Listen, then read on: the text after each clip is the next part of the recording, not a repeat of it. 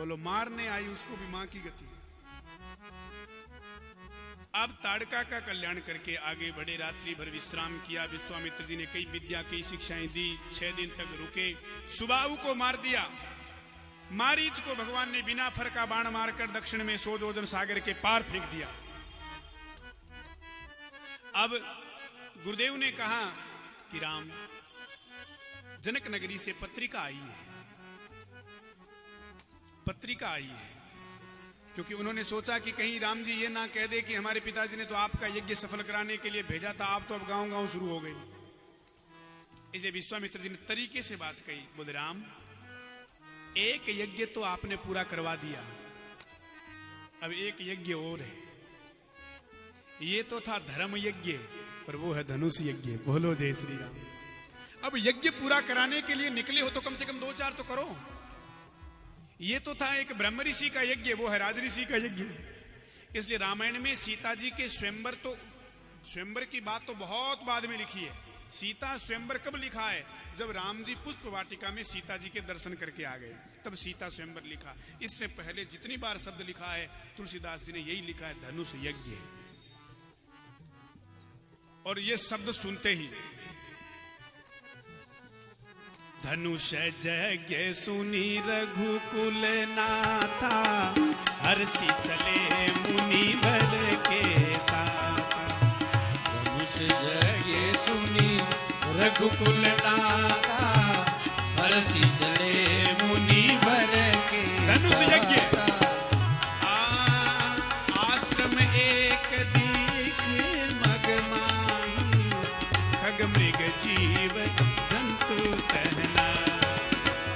आश्रम एक दीकी मगमाई, खग मृग जीव जंतु कहनाए। पूछा मुनि शिला प्रभु देखी, सकल कथा मुनि कही विशेष।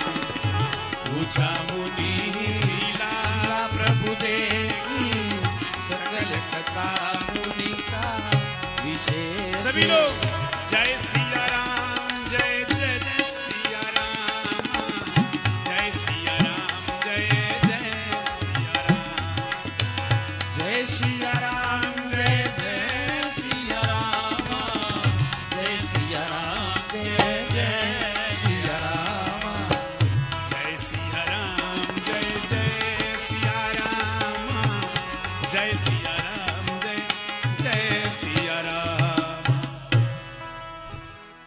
भगवान विश्वामित्र जी के साथ चले। थोड़ी दूर जाने के बाद में क्या देखा?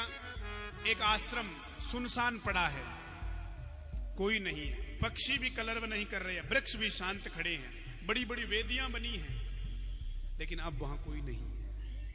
इतने विशाल आश्रम को देखा, सुनसान पड़ा है, तो भगवान आश्रम के द्वार तक चले गए और द्वार पर जाकर देखा तो एक नारी की आकृति की पत्थर शिला पड़ी है। पत्थर शिला बिल्कुल नारी की आकृति की। राम जी ने पूछ लिया, गुरुदेव ये कौन है? देखो विश्वामित्र जी तो आगे चले गए थे, लेकिन पूछा किसने? भगवान ने। और देखो पतित जो है उस पर दृष्टि तो हमेशा पतित पावन की ही जाती है। भगवान की दृष्टि चली गई। बोले ये कौन है? तो विश्वामित्र जी बोले, राम ये तो गौतम नारी श्राप बस, उपल देह धरि धीर, चरण कमल रज चाटी, अब कृपा करो रघुबीर। ये तो चरण कमल रज चाहती, कृपा करो रघुबीर। राम चरण सुखदाई, भजु मन राम चरण सुखदाई, भजु मन राम चरण सुखदाई। प्रभु ये चरण रज चाहती है, आपके चरण की धूली मिले। राम जी ने कहा नहीं नहीं, मैं क्षत्रिय हूं और एक ऋषि पत्नी को चरण की धूली कैसे दे दूं? तो पूरी कथा बताई। बोले ये ऐसे ऐसे बिचारी पति के श्राप के कारण गौतम जी की नारी अहिल्या है, और ये अहिल्या बरसों से आपका इंतजार कर रही है प्रभु, क्योंकि जब तक आपके चरण की धूल ना मिले तब तक ये श्राप से मुक्त नहीं होगी। तारा अहिल्या का श्राप तुमने मिटाया, सबरी का पाप तुमने, हमारे सिर पर है पाप भारी, उन्हें उतारो तो हम भी जाने।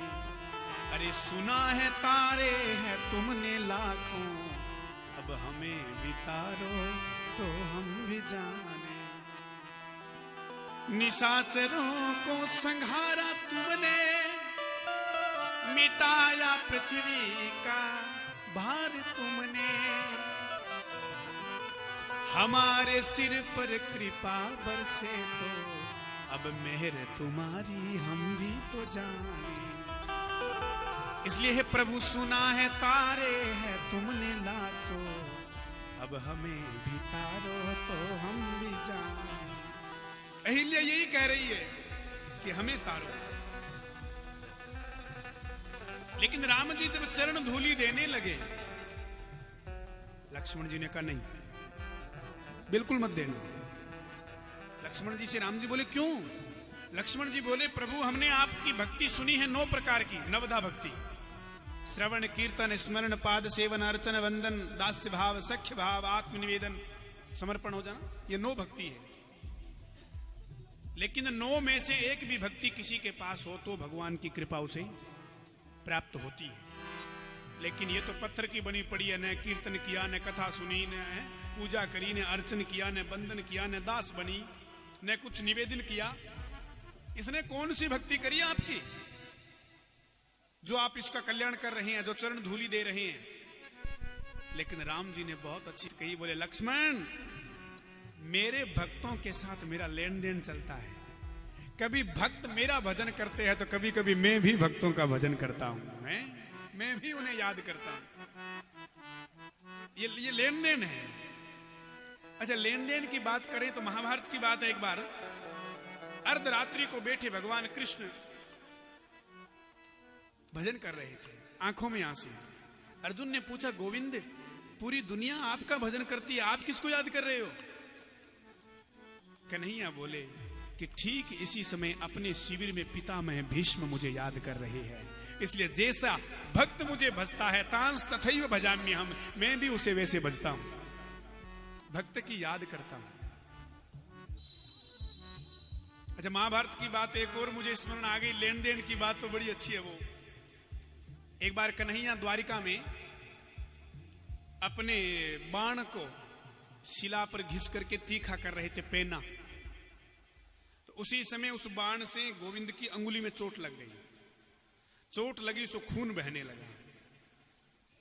खून बहा तो भगवान की 8 पटरानियां वहीं खड़ी थी। शोक सत्य भामा कियो रुक्मणी रोई धाय, बांधन को पट खोजती पटरानी अकुलाय। 8 पटरानियां कोई पट मिल जाए, कोई वस्त्र मिल जाए ऐसे बांधने के लिए दौड़ी, क्योंकि रुधिर बह रहा था। तो इधर उधर 8 दौड़ी। तो उसी समय यह दृश्य किसने देखा? इतने में देवी द्रौपदी यों देखे यदुवीर, अंगुली बांधन को तुरत अब चीरो अपनो चीर। इतने में देवी द्रौपदी यों देखे यदुवीर, अंगुली बांधन को तुरंत चीरो अपनो चीर। तुरंत द्रौपदी ने अपने चीर को चीर करके गोविंद की अंगुली बांधी। भगवान बोले अरे द्रौपदी ये तूने क्या किया? इतनी महंगी साड़ी फाड़ दी। जरा सी चोट लगी थी, कोई ज्यादा नहीं थी, बस ऐसे ही कोई कपड़ा वस्त्र मिल जाता बांध लेते, पर तुमने विचार भी नहीं किया और इतनी कीमती साड़ी फाड़ दी, ठीक नहीं किया तुमने। तो द्रौपदी ने कहा प्रभु मैंने नहीं फाड़ी। तो प्यारे घनश्याम यदि काम आए आपके, प्यारे घनश्याम यदि काम आए आपके, तो काट दूं नसों को, ये तो रेशम के धागे हैं। और धागे भी साधारण, इनका कौन मोल करे, न दुल्हन के जोड़ा न दुल्हा के बागे है। और मैंने नहीं फाड़ा चीर, पीर देखकर अधीर, धागे भी स्वयं चीर छोड़ भागे है। अरे धागे वे अभागे जो बढ़े ना ही आगे, भाग्य उनके जागे जो अंगुली पे लागे है। मैंने नहीं चीर, वो धागे तो बड़े भागे हैं, अभागे तो वो हैं जो पीछे रह गए। और पता है उस धागे का बदला भगवान ने कहां दिया? हाँ, जब भरी सभा में दुशासन चीर हरण कर रहा था, तब द्रौपदी ने पुकारा, हार गए जुए में मेरे 5 पति बलकारी, दुष्ट दुशासन चीर खींचे आओ कृष्ण। और जो ये कहा तो भगवान तुरंत पहुंच गए और उसी चीर का ऐसा बदला दिया कि दुशासन पसीने पसीने हो गया, लेकिन द्रौपदी को निर्वस्त्र नहीं कर सका। ये लेन देन है भक्त और भगवान का। अरे बांधा था द्रौपदी ने तुम्हें 4 तार में, कुब्जा ने लिया बांध एक पुष्पहार में। बांधा था पवन पुत्र ने बूटी के पहाड़ में, केवट ने लिया बांध तुम्हें पद पखार के। 2 अक्षरों के नाम से प्रहलाद ने बांधा, सबरी ने तुम्हें बांध लिया बेर 4 में। बांधा था द्रौपदी ने तुम्हें 4 तार में, कुब्जा ने लिया बांध एक पुष्पहार में। तो भगवान बोले, आज इसने कथा नहीं सुनी तो क्या हमने इसकी कथा सुन ली? और आज इसने संग नहीं किया, चलो ये पत्थर की बनी पड़ी है, पर हम तो ऋषि मुनि विश्वामित्र जी के संग हैं, इसलिए हे लक्ष्मण आज तो इसका कल्याण होना ही चाहिए। और ऐसा कह करके भगवान ने जो ही चरण उठाया, वायुदेव के सहयोग से चरण की धूलि जो ही पत्थर की शिला उस अहिल्या से स्पर्श हुई, तो तुरंत अहिल्या उस पत्थर शिला से प्रकट हो गई। जय जय सुरनायक जन सुखदायक प्रणत पाल भगवंता, परसत पद पावन शोक न सावन, प्रगट भई तप पुंज सही, देखत रघुनायक जन सुखदायक, सनमुख होई कर जोर सही। आज जोड़ करके खड़ी हो गई, नैनों में नीर बहने लगा। प्रभु आपने बड़ी कृपा करी। अरे अति प्रेम अधीरा पुलक शरीरा, मुख नहीं आवई बचन कही, अतिशय बड़ भागी चरण निलागी, जुगल नयन जलधार भई। नैनों में नीर बहने लगा अहिल्या के। अच्छा, यहां तुलसीदास जी कहते हैं जुगल नयन, जुगल माने युगल बोलते जोड़े को, तो भाई जोड़े से कौन रो रहा है? यह तो अहिल्या अकेली रो रही है, पर रो रहा है कोई। जुगल नयन जलधार बही का मतलब यह है कि राम जी की आंखों में भी आंसू आ गए, भगवान के नेत्र निर्झर हो गए। किसी ने कहा राम जी क्यों रोए? बोले राम जी इसलिए रोए कि मैंने अहिल्या को चरण धूलि दे दी है, और अहिल्या के शब्द में मेरी माता के नाम में जो अक्षर आता है वही आता है अहिल्या। कौशल्या, पीछे वाला अक्षर समान है कि नहीं? अहिल्या और कौशल्या।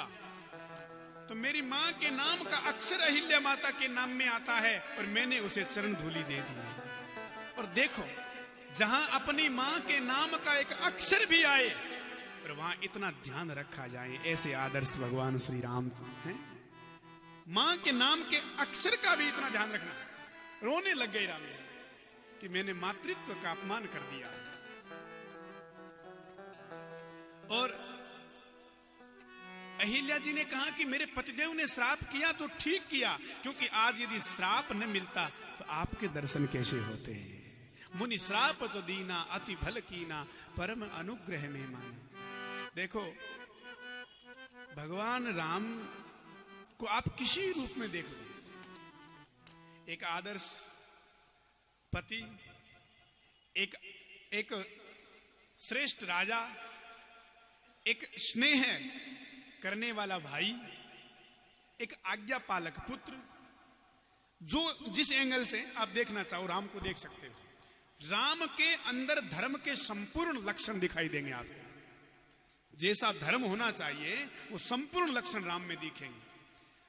हम लोग बड़ी बातें करते हैं कि नारी शिक्षा होनी चाहिए, नारी का सम्मान होना चाहिए, है? बड़े बड़े सरकारें ऐसा मुहिम चलाती है, लेकिन क्या राम जी ने कितना सम्मान किया देखो। आपको मैं निवेदन करूं, भगवान राम अयोध्या से निकल करके जनकपुरी गए। इस दौरान भगवान 3 स्त्रियों से मिले। पहली मिली ताड़का, दूसरी मिली अहिल्या, तीसरी मिलेगी जानकी। देखो नाम भी तीनों के 3-3 अक्षर के हैं, ताड़का, अहिल्या, जानकी। अच्छा एक संकेत और भी है, तीनों की स्थिति भी अलग अलग है। ताड़का विधवा है, अहिल्या सधवा है। हमारी बुंदेलखंडी भाषा में ताड़का विधवा है, अहिल्या सधवा है, और जानकी जी अब तक अधवा है। बोलो जय श्री राम। इसलिए भगवान ने तीनों के साथ व्यवहार भी कैसा किया।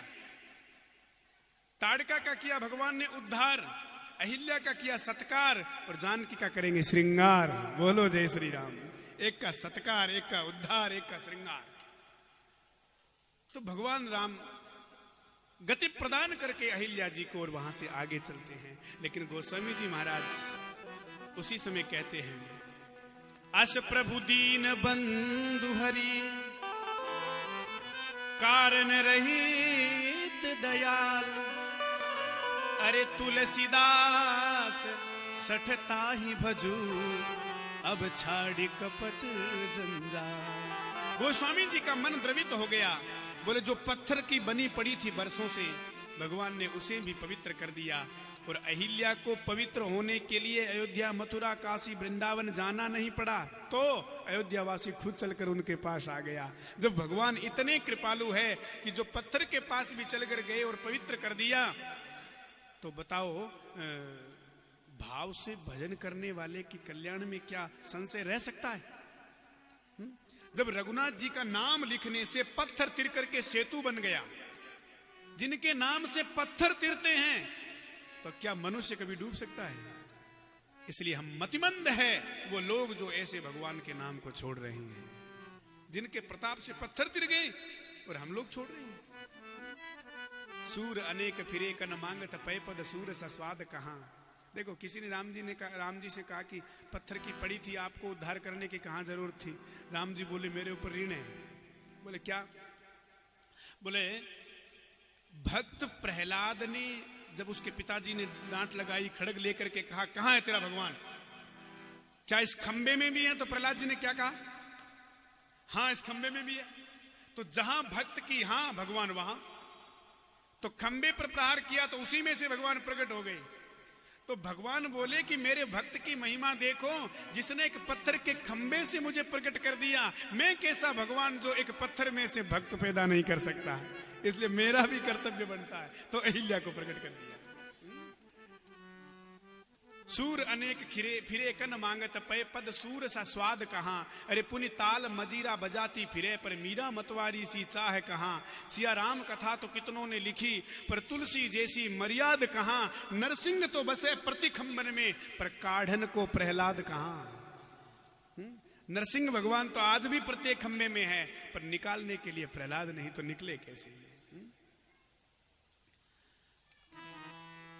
अरे भजले प्राणी रे अज्ञानी, 2 दिन की जिंदगानी वृथा क्यों भटक रहा है, वृथा क्यों भटक रहा है। भजले प्राणी रे अज्ञानी, 2 दिन की जिंदगानी वृथा क्यों भटक रहा है, वृथा क्यों भटक रहा है।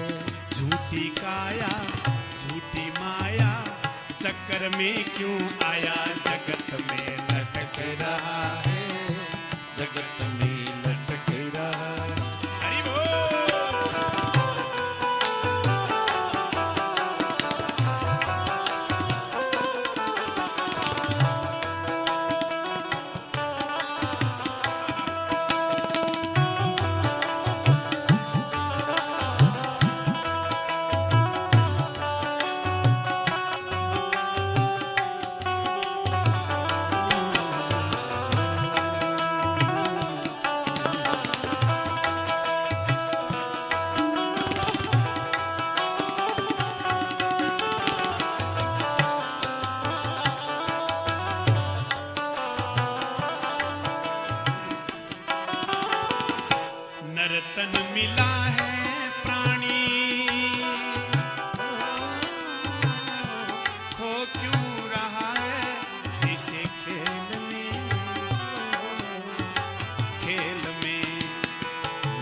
तन मिला है प्राणी, खो क्यों रहा है इसे खेल में, इसे खेल में।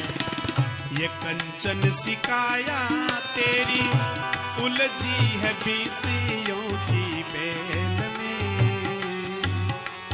बेल में।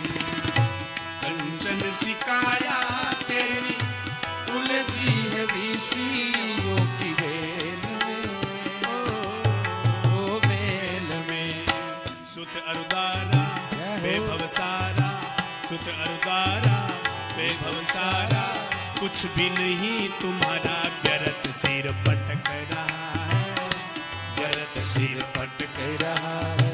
भजले प्राणी रे अज्ञानी, 2 दिन की जिंदगानी वृथा क्यों भटक रहा है, वृथा क्यों भटक रहा है।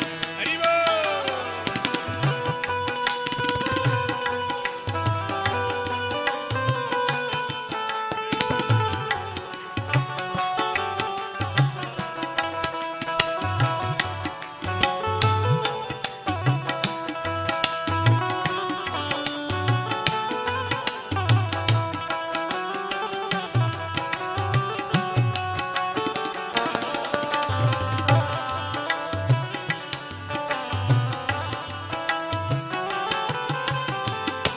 झूला फिरे क्यों बंदे धन यौवन की उमंग में, उमंग में। झूला फिरे क्यों बंदे धन यौवन की उमंग में, ओ उमंग में। मात पिता और बंधु कोई ना चले रे तेरे संग में, ओ संग में। मात पिता और बंधु कोई ना चले रे तेरे संग में, तेरे संग में।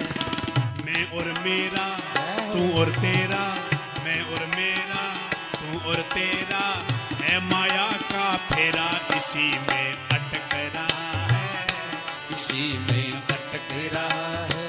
भजले प्राणी रे अज्ञानी, 2 दिन की जिंदगानी वृथा क्यों भटक रहा है, वृथा क्यों भटक रहा है।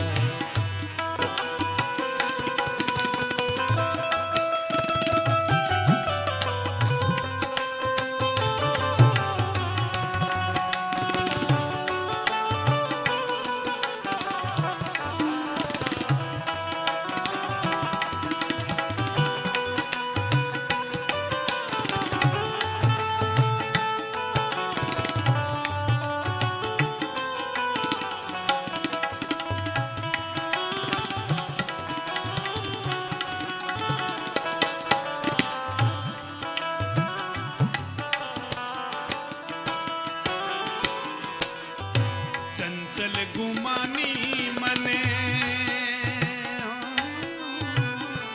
अब तो जन्म संवार ले, संवार ले। चंचल गुमानी मने, अब तो जन्म संवार ले, वो संवार ले। फिर ना मिलेगा तुझे अवसर ऐसा बारंबार रे, ओ बारंबार रे। फिर ना मिलेगा तुझे अवसर ऐसा बारंबार रे, बारंबार रे। रे अज्ञानी तज नादानी, रे अज्ञानी तज नादान, भजले सारंग पानी जहर क्यों भटक रहा है, जहर क्यों भटक रहा है। भजले प्राणी हे अज्ञानी, 2 दिन की जिंदगानी वृथा क्यों भटक रहा, वृथा क्यों भटक रहा। ये झूठी काया झूठी माया चक्कर में क्यों आया, जगत में लटक रहा है, जगत में लटक रहा है। भजले प्राणी हे अज्ञानी,